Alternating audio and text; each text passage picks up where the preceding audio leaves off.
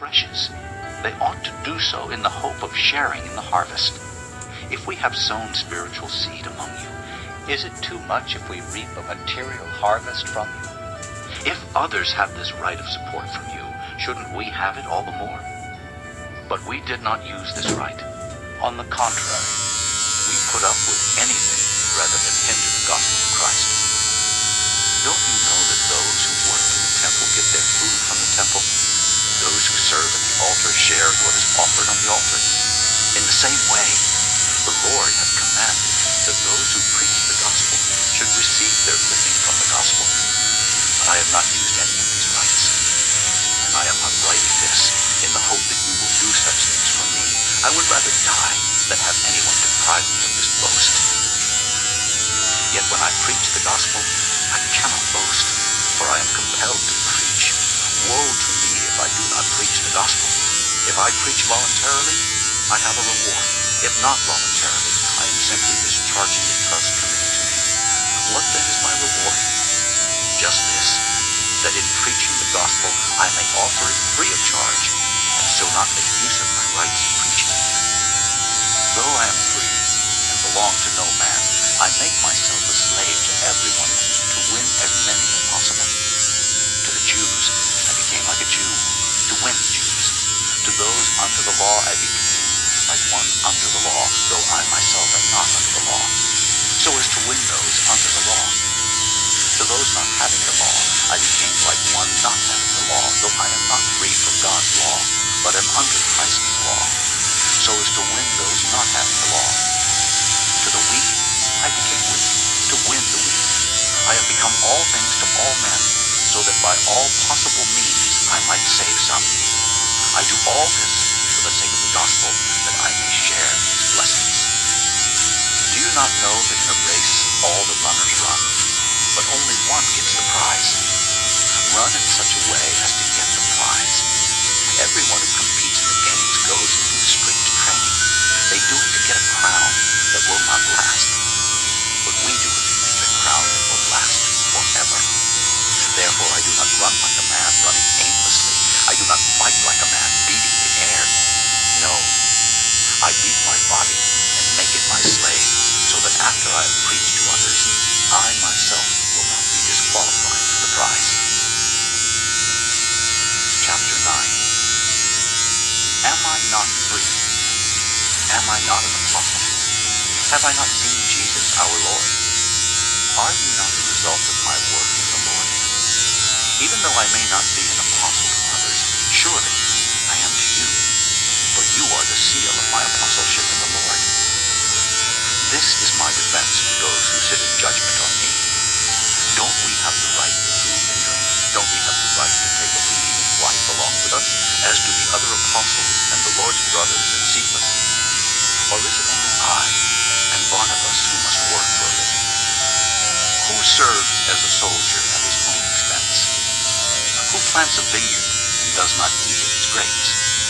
Who tends a flock and does not drink of the milk? Do I say this merely from a human point of view? Doesn't the law say the same thing?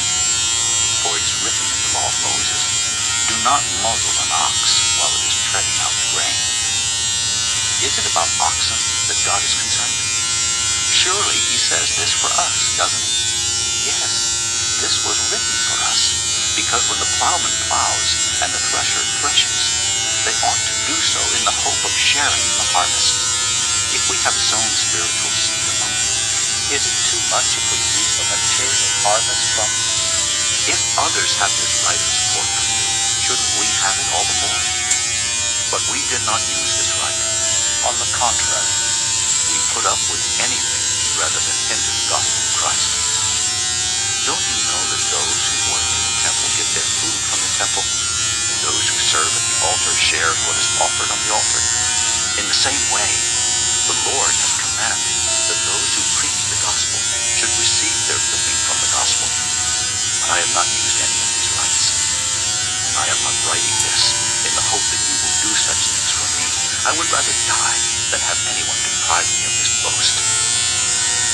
Yet when I preach the gospel, I cannot boast, for I am compelled to preach. Woe to me if I do not preach the gospel. If I preach voluntarily, not voluntarily, I am simply discharging the trust committed to me. What then is my reward? Just this, that in preaching the gospel I may offer it free of charge, and so not make use of my rights in preaching. Though I am free and belong to no man, I make myself a slave to everyone to win as many as possible. To the Jews I became like a Jew, to win Jews. To those under the law I became like one under the law, though I myself am not under the law, so as to win those under the law. To those not having the law I became like one not having the law, though I am not free from God's law, but am under Christ's law, so as to win those not having the law. To the weak I became weak, to win the weak.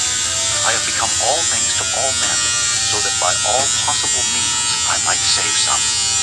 I do all this for the sake of the gospel, that I may share its blessings.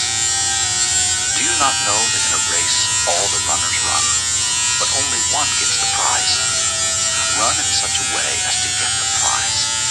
Everyone who competes in the games goes into strict training.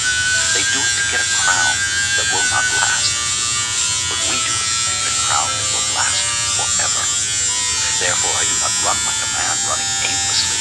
I do not fight like a man beating the air. No, I beat my body and make it my slave, so that after I have preached to others, I myself will not be disqualified for the prize. Chapter 9. Am I not free? Am I not an apostle? Have I not seen Jesus our Lord? Are you not the result of my work in the Lord? Even though I may not be an apostle to others, surely I am to you, for you are the seal of my apostleship in the Lord. This is my defense to those who sit in judgment on me.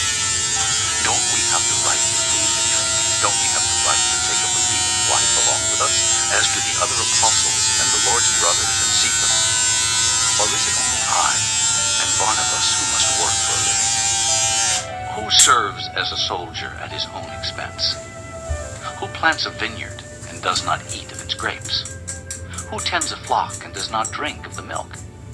Do I say this merely from a human point of view? Doesn't the law say the same thing? For it is written in the law of Moses, "Do not muzzle an ox while it is treading out the grain." Is it about oxen that God is concerned?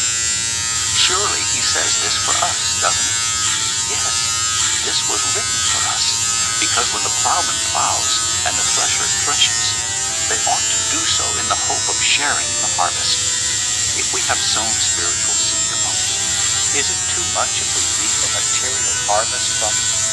If others have this right of support from you, shouldn't we have it all the more? But we did not use this right. On the contrary, we put up with anything rather than hinder the gospel of Christ. Don't you know that those who work in the temple get their food from the temple? Those who serve at the altar share in what is offered on the altar. In the same way, the Lord has commanded that those who preach the gospel should receive their living from the gospel. But I have not used any of these rights, and I am not writing this in the hope that you will do such things for me. I would rather die than have anyone deprive me of this boast. Yet when I preach the gospel, I cannot boast, for I am compelled to preach. Woe to me if I do not preach the gospel. If I preach voluntarily, I have a reward. If not voluntarily, I am simply discharging the trust committed to me. What then is my reward? Just this, that in preaching the gospel I may offer it free of charge, and so not make use of my rights in preaching it. Though I am free and belong to no man, I make myself a slave to everyone to win as many as possible.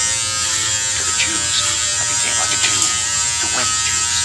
To those under the law I became like one under the law, though I myself am not under the law, so as to win those under the law. To those not having the law I became like one not having the law, though I am not free from God's law, but am under Christ's law, so as to win those not having the law. To the weak I became weak, to win the weak. I have become all things to all men, so that by all possible means I might save some. I do all this for the sake of the gospel, that I may share its blessings. Do you not know that in a race all the runners run, but only one gets the prize? Run in such a way as to get the prize. Everyone who competes in the games goes into strict training. They do it to get a crown that will not last. But we do it to get a crown that will last forever. Therefore I do not run like a man running aimlessly. I do not fight like a man beating the air.